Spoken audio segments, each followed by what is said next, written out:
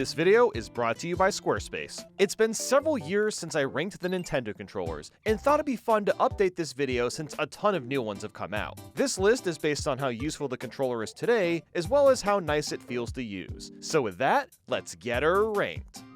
47. Wii Speak. I still remember watching E3 in 2008 when this was revealed, and I thought it was such a great idea at the time. Today, this really doesn't serve much of a purpose at all, as it was only compatible with a very small amount of games. There was also a Wii Speak channel, but you had to have the Wii download ticket to even use the app. This channel was basically just VC on Discord, but you could also use your Mii's and the lips would move when you talked. This might actually be one of the first instances of a VTuber now that I think about it. Who would have thought that concept started on the freaking Wii? You could even send audio message through the Wii message board, which is super charming. Unfortunately, most of the games and this channel are completely unusable today, so that on its own makes this the worst Nintendo controller considering it's essentially a deadweight. Of course, there's a few games I can try it with still, and I ended up getting Jeopardy for testing. And yep, it does work, but it barely qualifies as a controller to begin with. 46. NJS 3D1. Yep, we've got a flight stick that was technically licensed by Nintendo and was meant to be used for PCs back in the 90s. It's actually got a good amount of buttons. Of course, the joystick itself has a wide range of movement and feels pretty similar to the typical flight stick. It's also got this little control stick, a few buttons on the front, one on the back, and 4 turbo buttons down here with an analog slider. There's also a switch on the back that allows you to emulate different styles of flight sticks. What I find to be the most mystical thing about this controller is the logo on the front. It's clearly the Nintendo 64 logo, but it doesn't have 64 in the title. It just says Nintendo, which is super weird. There's theories that the developers of this controller, Laurel, got the rights to make a controller for the N64 that never came to fruition, so they instead released this joystick for PC, although nobody knows for sure what really happened. But alas, the biggest issue with this controller is that it's extremely hard to actually use, because it connects with a game port. USB ports were not standardized at the time that this was released, so to use this, you'd have to own a computer from 30 years ago, or get an adapter for it to work at all on a modern PC. 45. Nintendo Switch 2 Camera. Normally, I wouldn't include a camera as a controller, but Nintendo is treating this like a Kinect in Super Mario Party Jamboree, so I'd say that's close enough. And you can also be an emoji VTuber and switch to Welcome Tour, don't forget about that one. As a controller, it's pretty useless and barely works, but as a camera, it's kind of interesting. The resolution is 1080p and has a wide lens. While I understand that having a lower resolution is probably to save on cost, it's admittedly amusing considering it's paired with a console where one of the big advertised features is playing games in 4K. The wide lens is a really nice touch too. If you're using game chat or playing some other game with the camera, it easily captures everything. I also appreciate that there's a knob to turn the camera off for extra security. 44. N64 Mouse. As if the Nintendo 64 disk drive wasn't obscure enough, it also has a mouse that only works for 64DD games. The main ones it could be used with were the Mario Artist games, but also SimCity 2000. It looks and runs like a classic mouse from the 90s, with a trackball included. In fact, there's even a Nintendo 64 keyboard that was also released in Japan, which I guess could technically be counted as a controller too, but it sells for almost $3,000 online. I bought 50, but the actual mouse doesn't really have much use nowadays. I also like that the N64 logo is front and center on the mouse. It's got that weird 90s tackiness that I adore. 43. N64 Microphone. I debated on putting this lower than Wii Speak, but I'm only putting it higher because I like that you can physically hold it. It's more modern nowadays to have microphones hiding inside your technology, but I like holding this dinky little thing. The only issue is that it doesn't do as good of a job recording your voice, and it's only compatible with 2 games, Hey You Pikachu and Densha de Go 64, which is Japanese only. I don't think I need to say much more about Hey You Pikachu. It's well known as one of the worst Pokemon games because Pikachu can barely understand what you're saying to him. The game did come with a foam topper and holder, but I don't have those, and I don't think it would fix the mic at all. I'm kinda surprised more Nintendo games didn't use the mic. I have to imagine a lot of R&D went into this. 42. Gamecube Microphone. Okay, This looks a little bit more like a real mic. Besides being thicker, it's also got a button that you'll push down when speaking into a game. And believe it or not, this mic actually works. I've used it several times with Mario Party 6 and 7 minigames, and it does the job wonderfully. However, its biggest flaw is that almost no software supports it. There's only 6 games. Did you know that you can use it with Chibi Robo? If you call out his name, Chibi will turn around and look at you. And yelling at Chibi startles him and he'll fall to the ground. Because him, I guess, right? It was also compatible with Karaoke Revolution Party, which I can't say I'm surprised about. This is another neat Nintendo controller that wasn't utilized to its full potential. 41. NES Power Pad, the precursor to the DDR pad. The NES Power Pad works with a total of 11 games on the NES. Most people have likely played this with World Class Track Meet, as half of the titles were only released in Japan. This is a fairly decent pad for what it's worth. It's still responsive and technically works, but since we're playing NES games, it's not going to feel extra immersive. I can kinda get playing Kinect Sports or even Wii Sports since the character models look a bit more realistic and it's easier to get sucked into those worlds with controllers that require you to physically move your body, but this is just a bunch of pixels. It doesn't really add to the experience. 40. SNES Super Scope. Remember when video game companies used to release toy guns? I legitimately cannot imagine that happening in today's world. With that said, it's also one of the worst controllers due to how few games are compatible, and it can only be used with CRTs. To play it, you need this sensor to go on top of your TV, and that's able to sense which direction the Super Scope is pointing in. The only buttons are on the top and front handle, which makes it feel more like a proper rocket launcher. And don't forget about those 6 AA batteries that are required to power the Super Scope. Why not 10 or 12? Nintendo should have said f it and made us use as many batteries as possible. As for the games themselves, the only ones I've tried are Super Scope 6 and Yoshi's Safari. There are a small handful of Super Scope games, but these 2 titles are the most prominent for the accessory. And honestly, it's pretty fun to use. While it takes a bit of practice to get used to the aiming, it actually works pretty decently. Now, I don't see myself popping in Yoshi's Safari every day, but I can at least say I had a good time using it. 39. NES Zapper. This or the Super Scope could easily be swapped around. It's by far the most iconic gun controller of all time. You fire away at your CRT with this nice satisfying click. I like the mechanical sound it makes, but it doesn't at all feel like a real gun because there's no kickback. But that's for the best.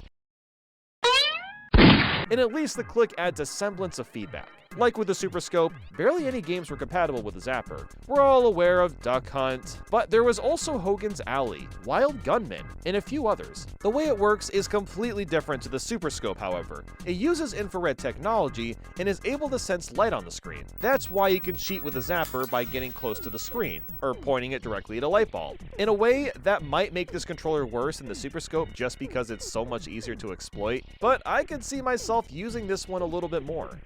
38. SNES Mouse. We've finally gotten to a weird controller that's actually supported by a good amount of games. 80 in total, in fact. The SNES Mouse is pretty much your typical 90s mouse, but it looks a little different. You have a left and right click button, but the clickable pads are really tiny and don't cover the full depth of the mouse. The button clicks are pretty satisfying despite how small they are, and there's even these cute little concave shapes for better grip. This was obviously heavily used for Mario Paint, which even has Switch 2 support with the Joy-Con 2 mouse, but more on that later. It's got a trackball underneath it, which is how you know this is one hell of an old controller. While the tech behind a trackball is still really cool, it's not going to be as precise or accurate as a laser or optical mouse. So while it does work, you can feel the difference in this modern era. The cursor can move a bit slow sometimes, or even lag behind your movements. But for the time and the games on display, it does the job relatively well. 37. Wii Balance Board. It's pretty crazy how popular Wii Fit was for like 3 seconds, and then it just disintegrated off the face of the earth. While most people use the balance board for Wii Fit only, it was actually supported by over 100 titles. It could even be used for a few Wii U games, but I mostly played Wii Fit and Super Monkey Ball Step and Roll with it. The balance board is shockingly capable. It does a lot more than call you fat. It can also track and sense where weight is being distributed, which means it's much easier to make games with. Some models also came with rubber foot pieces, which is nice if you're playing on a carpet or something. And it's also really easy to sync to the Wii. While this is essentially just a fancy DDR pad, it's a novel idea for its time. 36. Gamecube DK Bongos. Technically, you could argue that the balance board is more functional and works with a lot more games, but like, look at the greatness I'm holding. They're DK Bongos, for crying out loud. Just the fact that these exist at all makes them way more interesting and fun to use. Their primary usage is with Donkey Konga 1 and 2, but you can also use them for DK Jungle Beat. The bongos actually have two different internal buttons on each pad, as well as a microphone to pick up clapping and a start button. The bongos are just stupid fun to use, and they're pretty accurate and responsive too. There's really only a few setbacks. One, they're very noisy, so it's not something you can play if you're trying to be quiet at night, and they also hurt your hands after a while. Although I don't think that's necessarily the bongos' fault. If you're slapping your hands on anything for long enough, they're gonna get sore eventually. So even though only a few games can be played, it's pure glee to slap the shit out of these. 35. Pokeball Plus. This has to be the ballsiest controller idea of all time. Pun fully intended. The idea is incredible. Turn the little button into a joystick and add a tiny button at the top to play Pokemon. It's genuinely brilliant, but this controller is, well, it's a f***ing spear. Dare I say, spherical? And look, I got nothing against spears, but playing an entire game while awkwardly gripping the Pokeball was never gonna work that well. I can appreciate that the joystick can be pushed down, it has motion controls, there's rumble, and I love the Easter eggs. When you plug in the Pokeball Plus, it makes the Poke Center jingle. And when you catch a Pokemon, it plays that Pokemon cry.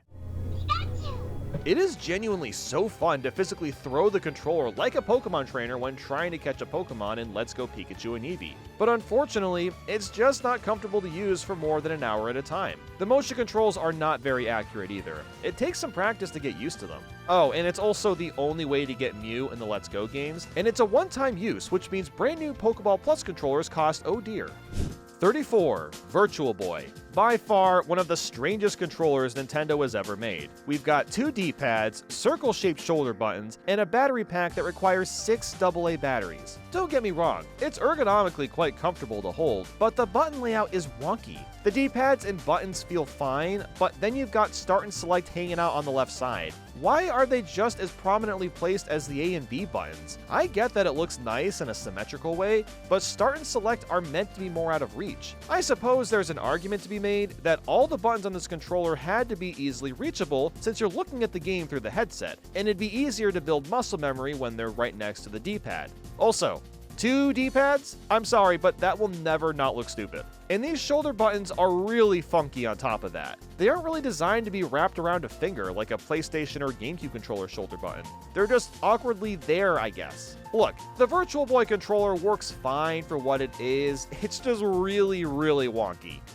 33. NES Max. One of the few redesigns that the NES generation got. While the NES Max was manufactured through bulletproof software, it was still sold by Nintendo, and it makes a lot of interesting decisions. My favorite has to be these little grips on the bottom. They aren't that big, but they definitely mend around the hands a little bit better than a regular NES controller. It also takes the A and B buttons and tilts them, and adds a concave mold for better gripping. The turbo buttons are a nice addition too, but the speed of them can't be controlled like the NES Advantage. But overall, I'd say this is an improvement over the original if it wasn't for the disaster on the left side. What we've got here is a cycloid, and no, that's not the name for the next pandemic strain. A cycloid tries to combine a D-pad with this slider for smoother movement. While I love the idea and concept, it doesn't make any sense for NES games. NES titles only offer 4 to 8 directions of movement, so there's really no reason for it. The little nub just feels awkward to use.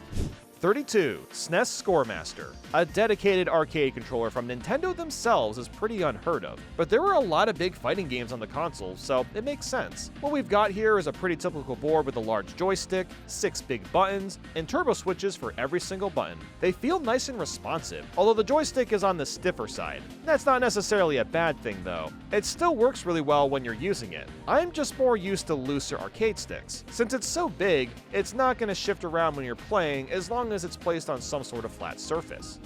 31. NES Advantage. It might seem strange to rank this higher than the Scoremaster, but the quality of the controller itself is a little better and has more customization. You've got your arcade stick, the extra buttons, and this includes turbo for A and B. What's really cool about the turbo buttons is these dials control the speed of the button press, which is way more customization than you typically get. It would be such a throwback to see Nintendo make an NES Advantage for Switch Online. People that didn't grow up with turbo would get a kick out of this. There's also a slow button, which is a little funky. It doesn't work with all games, but the idea is that it pauses the game on its own, which kind of simulates slowing down the game. It's not something I've ever used, but I could see it being helpful. The joystick also has a wider range of movement, which is honestly the main reason I prefer it over the Scoremaster.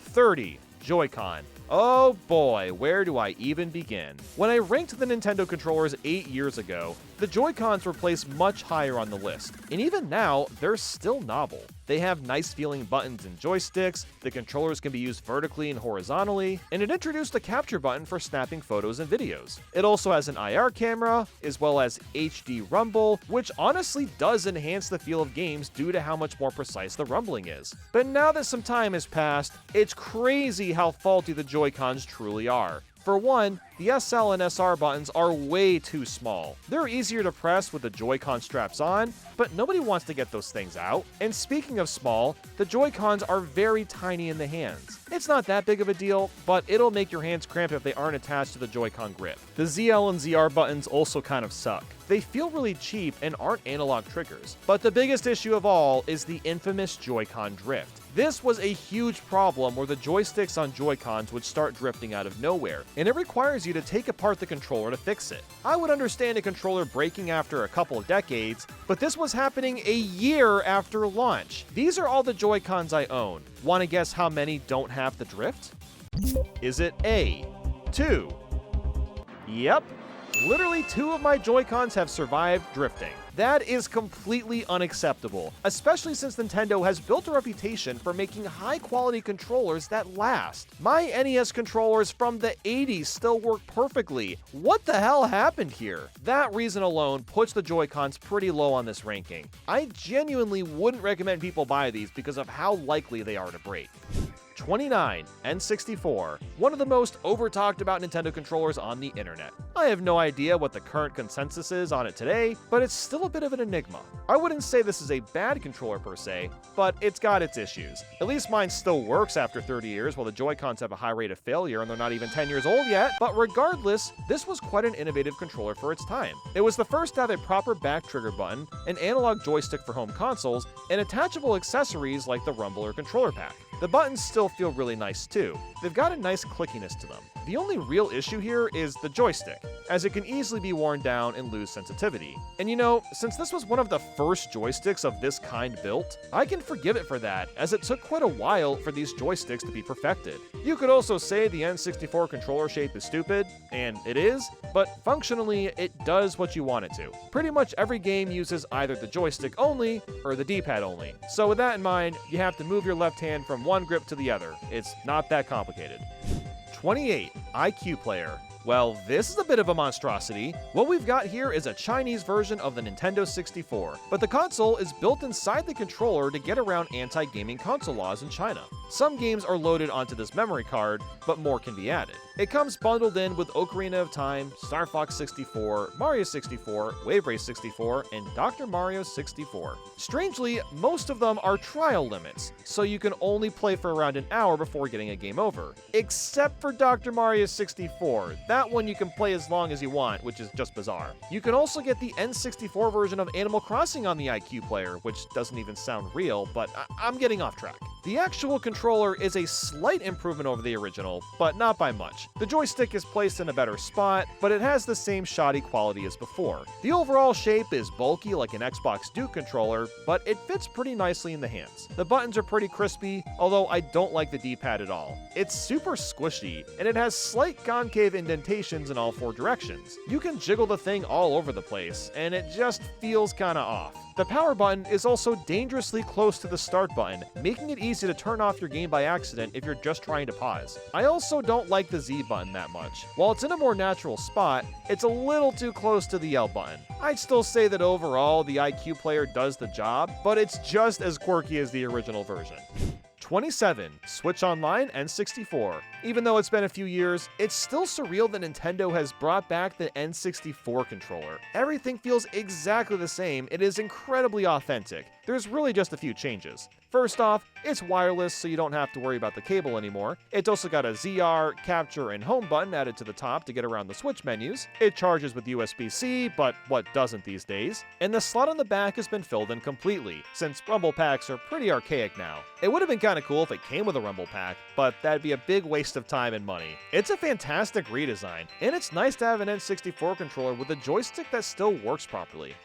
Add Squarespace. This is the best and most powerful place to create the slickest websites. New to Squarespace is the Fluid Engine, a next-generation design system that makes it even easier to make a website. There's also Squarespace extensions that connect your store to vetted third-party tools to extend functionality, and the analytics page makes it easy to see who's visiting your site and where people are coming from. I've updated my site this year and added a small blogging section, where I'll write a bit about any specific game I've played. This month, I've written about Drag and Drive. So with that, go to squarespace.com/Nathaniel to save 10% off your first purchase of a website or domain. The link is in the description. 26. Famicom.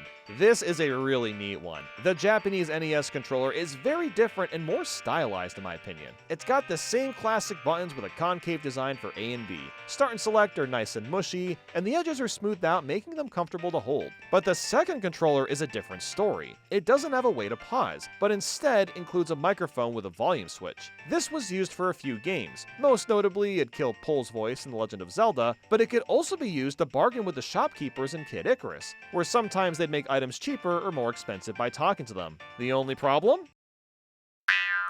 Yeah, it's hardwired to the system. Back in the day, this was way more common as TVs were a lot smaller and people would sit a lot closer to see what was happening. With that said, this is very impractical in comparison to TVs today, and unfortunately docks the controller a lot of points because of that. But even with that drawback, it's still a pretty sweet design and feels good to play games with. 25. Famicom Classic Edition. Just look at this. These are the tiniest and most adorable controllers I've ever seen. And yes, they're still hardwired to the system, even though it's built for HD displays. I have to appreciate the unabashedly authentic design despite it being a horrible idea in 2016. For how basic the games are, the smaller size isn't really much of an issue when it comes to hand cramping. It's just the fact that they're hardwired and can't be played from far away. Well, unless you got a really long HDMI cable or something.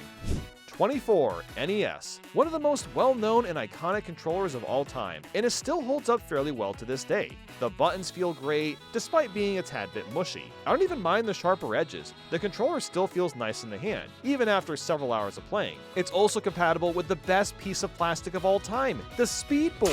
I unironically use this stupid thing all the time. It just makes fast platformers easier for some reason.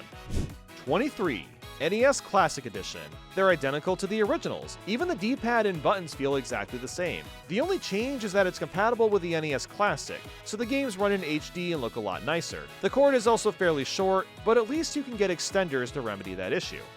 22. Switch Online Famicom. These are very similar to the classic Famicom controllers, although I've noticed that the buttons feel a little bit punchier. There's this very subtle squishiness to the original buttons, and they feel a tad bit firmer in this case. Like with the other Switch Online controllers, they can be slid into the Switch dock for charging, and they also include tiny L and R buttons for easier navigation. I love that the second controller still has the microphone, and just the fact that they're wireless. It's pretty crazy that this is officially the first time the Famicom controllers have been released wirelessly after all these decades.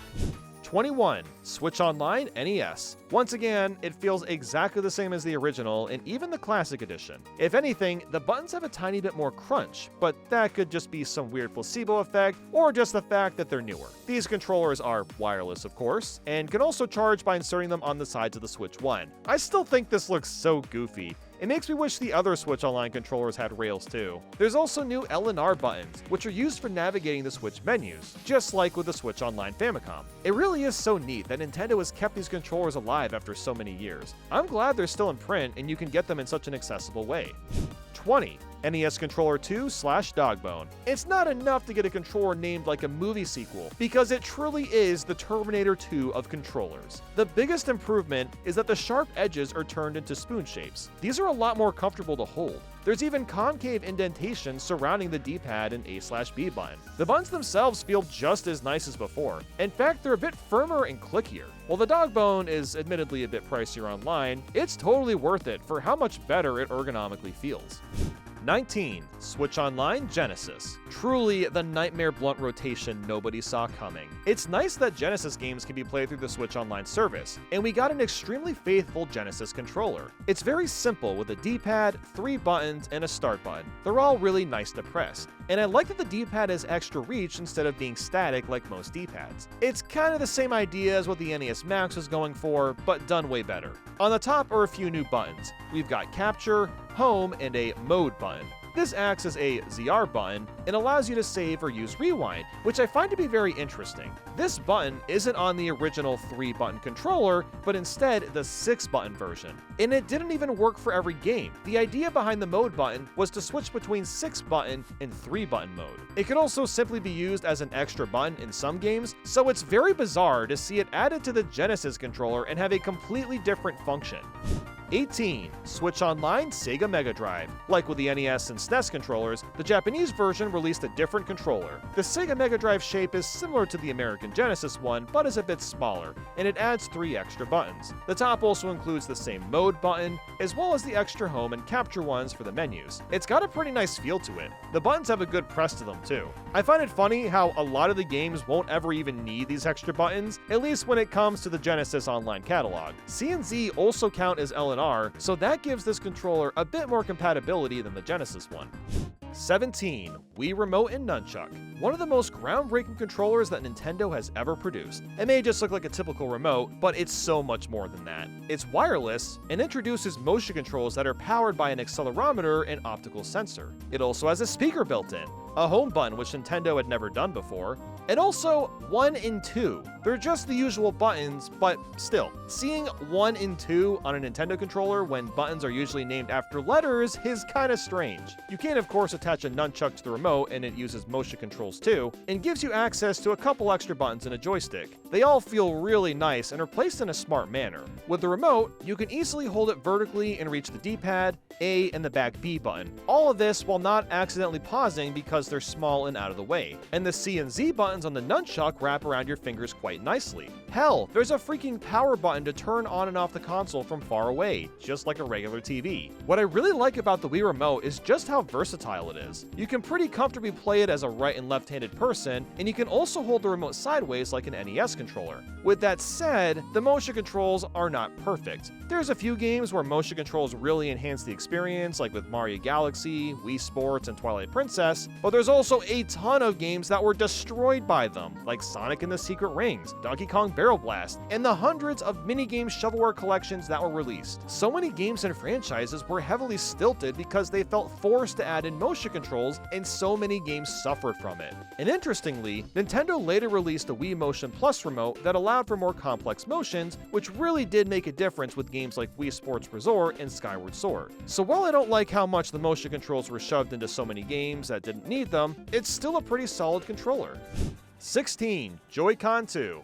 Ah boy, I might one day regret putting the Joy-Con 2s this high on the list. It's important to note that this video is being filmed a couple months after the Switch 2 has come out, so there's always a chance that by like 2030, Joy-Con drift will be back in full force. But as of right now, this is a massive improvement over the originals. It has a slicker design, is much larger in the hands, bigger joysticks and buttons, and the SL and SR buttons are actually sized for human fingers. There's also a new C button, which opens up game chat. And yes, it's pretty stupid that it will eventually become paywalled and obsolete after several years. But man, these are genuinely huge improvements and are so much more comfortable to use. When you throw these things on a grip, it's pretty comparable to a Pro controller. I wouldn't be surprised if people just stick with doing this and not getting a Pro controller because all the Switch 2 crap is so expensive now. And it's pretty dumb that if you want to use the GL and GR back buttons, you have to buy the charging grip as it doesn't come with the console itself. But you can't forget about mouse mode. We've already seen Nintendo make the SNES and N64 mouse,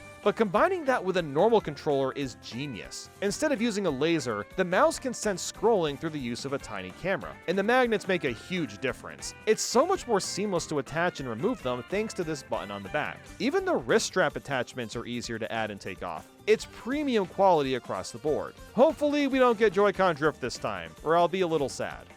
15. Wii U Gamepad. Make fun of the Wii U as much as you want. In fact, I'll join you by pointing and laughing at it. But the Gamepad?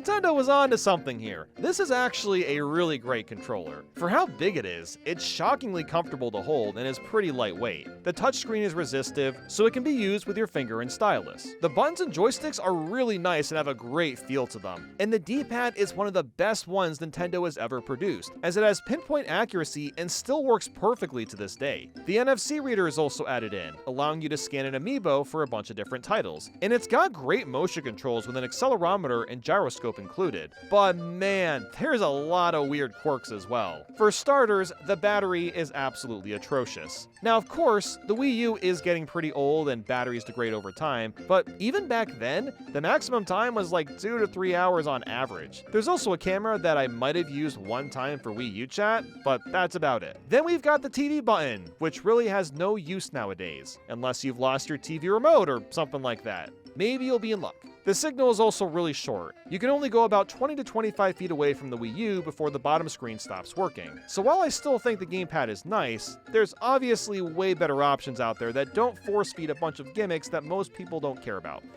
14. Wii Classic. The Switch Online controllers are not Nintendo's first time making dedicated controllers for retro games. Back in the Wii era, we had this bad boy, as well as a Pro version.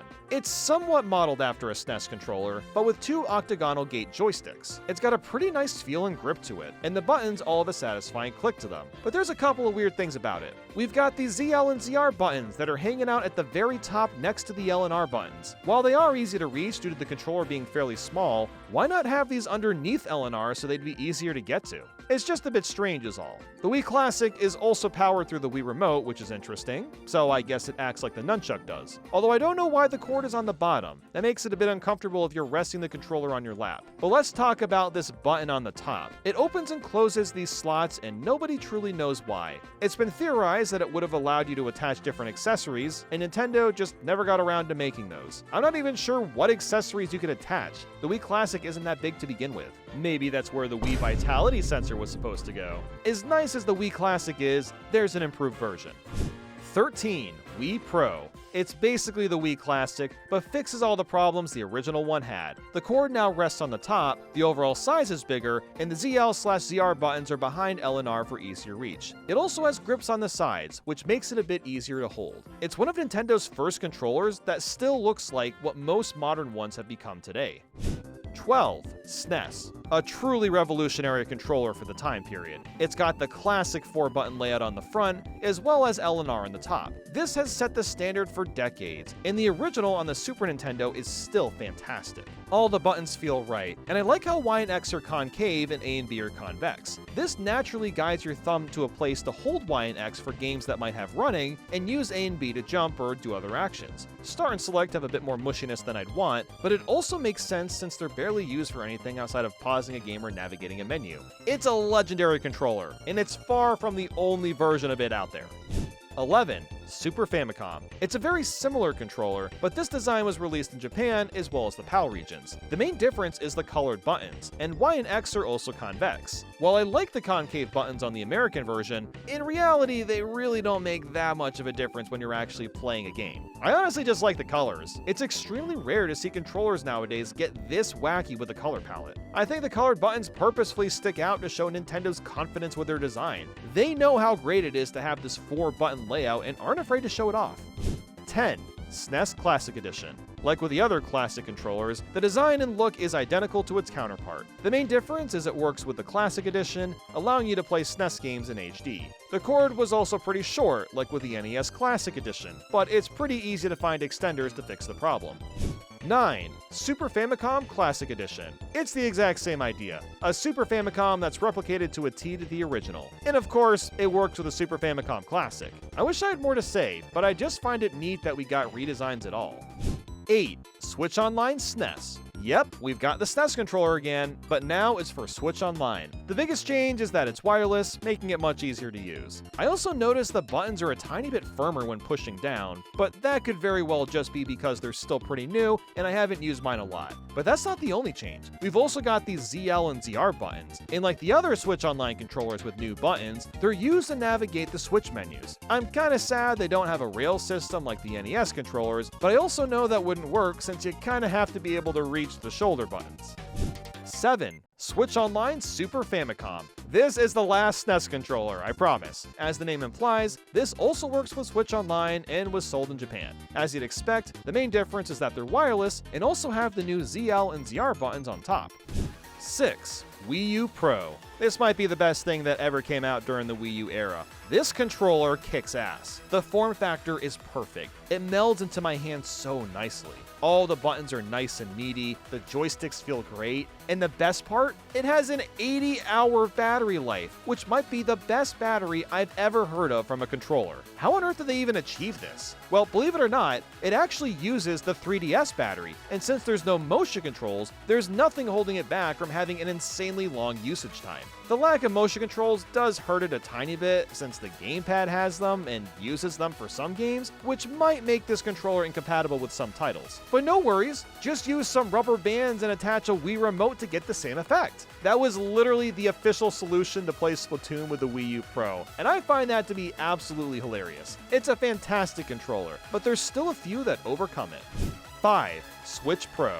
I used to consider this to be the best Nintendo controller of all time. It clashes so much with the GameCube one, but now that the entire Switch 1 generation has passed, I think it takes a very close second. Compared to the Wii U Pro, the buttons are nice and big, and everything mends with your hands even better. The ergonomics on the handles feel great, the joysticks are smooth, and it's also got motion controls integrated inside. But with all that said, there's a couple of small things I don't like about it. While the D-pad works well for most games, it has this weird tendency to occasionally do misinputs. A perfect example of this is from Tetris. I couldn't use the D-pad on the Pro Controller for that game because the up button would get registered every once in a while when I didn't touch it. What's strange is that this doesn't happen very often, but it's just often enough that the D-pad can be a little annoying for fast-paced games. I also wish that the shoulder buttons were analog triggers, but it's not the end of the world. It's still a fantastic controller, and is only topped by a few others. 4. Switch Pro 2. I don't know how Nintendo did it, but they somehow made both Pro controllers look identical, but feel so different in the hands. I think the main difference is the handles themselves. They use a much smoother material compared to the coarser textures for the first Pro. The joysticks have this uncanny amount of smoothness, and it's something you won't notice until you actually hold it in your hands. Moving a joystick around for the first Pro controller feels nice, but then you realize there's a subtle amount of resistance that isn't in the second version. It also has a headphone jack. Welcome to 2006, Nintendo, and it includes all the new Switch 2 features like the game chat button. It even has really subtle GL and GR buttons on the back that can be mapped as any button per game. Now, of course, only time will tell if the D-pad will hold up this time, but I've tested it a bit with Tetris again and didn't have any issues. But my opinion could change after a few years of owning this. As of right now, there's really only one winner that can top this. 3. Gamecube Wavebird. I've really thought long and hard about this, but I think just the fact that GameCube controllers have been consistently reproduced for one game really says how incredible it is. Now, of course, what I've got here is the GameCube's wireless version, which is a little bit different to the original. It looks and feels fairly similar, but the bottom is filled in and connects to the GameCube via this dongle. You have to set the channel on the controller and dongle to be the same number. While this technically works, I've also noticed that the connection will randomly drop sometimes, even if I'm close to the dongle. And this happened when these controllers were new because I owned one of these as a kid, and I remember having issues with the connection even back then. And that's why I've ranked it as the lowest one. Maybe it has to do with the fact that radio frequency-based signals just aren't as strong as Bluetooth. I was curious about this, so I looked it up, and apparently the opposite effect can happen, where Bluetooth can get disrupted from radio waves. I'm not sure, but either way, there's better versions that we're about to get into. 2. GameCube. There we go. Now we've got the king of the house. What I find so fascinating about the GameCube controller is just how purposeful every single aspect of it is. It doesn't go for any sense of symmetry like modern controllers do, but it doesn't have to. It works just as well as an Xbox or PS5 controller. The face buttons are masterfully designed to work with your thumb. We've got a big green A button that's used as the primary button for games. Then there's B that's smaller enough to the side, but still easily reachable. Y and X are smartly wrapped around the A button, so they can be used in tandem with A. The joystick is nice and big, and has an octagonal gate allowing for more precise aiming. L and R are a hybrid of digital and analog triggers. You can lightly push down for the analog feel, and full push for a digital click. Combining both of these together is ingenious. It gives you such a huge range of options when it comes to using shoulder buttons in games. Then of course we've got the little Z button on top, which is mostly for menu stuff, and a C button down below, which can act as buttons for an extra joystick. My only issue with this controller is the D-pad, as it's a bit too small and squishy, but it hardly matters when everything else is so thoughtfully put together. It's a controller that I don't see Nintendo ever getting rid of, and will likely continue to be reproduced as the years go on. Before going to number 1, I'd like to give an honorable mention to the Color TV Game 15. Before Nintendo made the NES, they were making Pong consoles as well as a few other basic games, and the TV Game 15 was the first one to have a detachable controller. I love how it literally says controller on the controller. I guess it was one hell of a foreign concept back then. It's got a little turn dial to move the Pong paddles, and that's about it. The Racing 112 also has detachable paddle controllers, but only for 2 players. The games on these consoles are literally as basic as they can be, so I didn't think it would be fair to count it towards all the other controllers, but I figured it was at least worth bringing up. 1. Switch Online Gamecube. Oh hey, they did it again! This is the exact same controller, except that it's wireless and has a few extra buttons. And as you'd expect, they're all for getting around Switch menus or game chat. I also love this tiny ZL button. I don't know why, but it just looks funny when you look at it next to the regular Z button. But that's not all. Nintendo went out of their way and improved on the D-pad a bit. If you go back to any of the older versions, whether that be the original or even the re-releases on Wii U/Switch 1, the D-pad has that same squishy feel to it. This one, however, is a bit firmer, which makes it a little nicer to press. It's the most surprising change out of all the Switch Online controllers, because typically Nintendo doesn't really change anything. But this is kind of substantial, and maybe it's just because it's brand new, but I really think it helps make it the best Nintendo controller of all time. It was fun to go back to this topic and really explore the strange world of Nintendo controllers and all of their little quirks. With that said, I'm gonna get going, and I'll see you all later. Thanks for watching.